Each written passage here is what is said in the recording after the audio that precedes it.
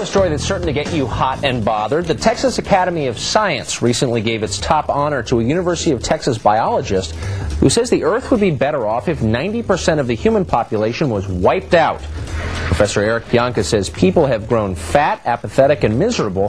He predicts a disease like the Ebola virus will give the human population a much-needed correction.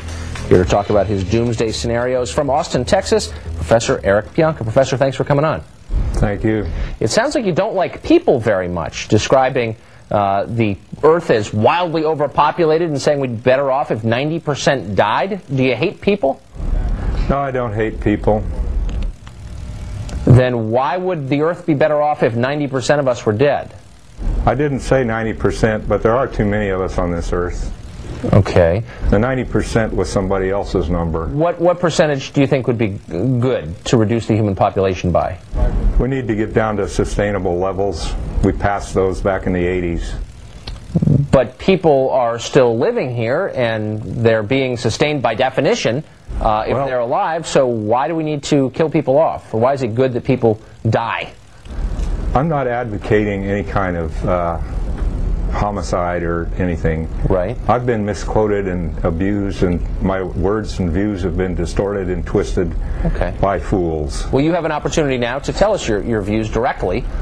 There are too many of us on this Earth, and we are taking too much of the Earth and too many habitats, and there are more people on this Earth than Earth can support, and there were 25 years ago. Right.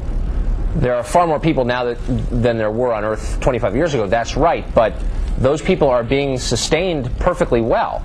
Well, half of them are starving and they don't have access to food or fresh water.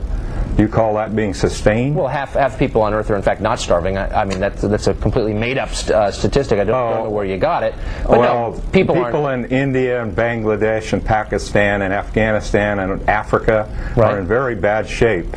Right. There's a lot of misery in the world, no doubt about that. Would it be better if those people were dead? I'm not saying anything like that. Don't try to put words in my mouth. I'm not. I'm merely asking a question.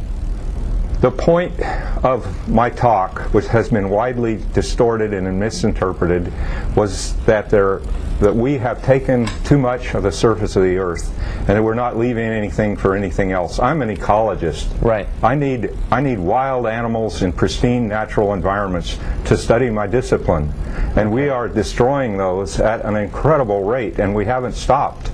Right. And humans are now using half of the surface of the Earth, and more than half the fresh water, and half of the solar energy that hits this Earth. That means we've left only half of it for all the other denizens of this planet. Yes, there are a lot of people. That's pretty greedy. Well, it may absolutely be, but I guess ordinary people, normal people, look at that scenario and say, that's right, the animals may be getting shortchanged here.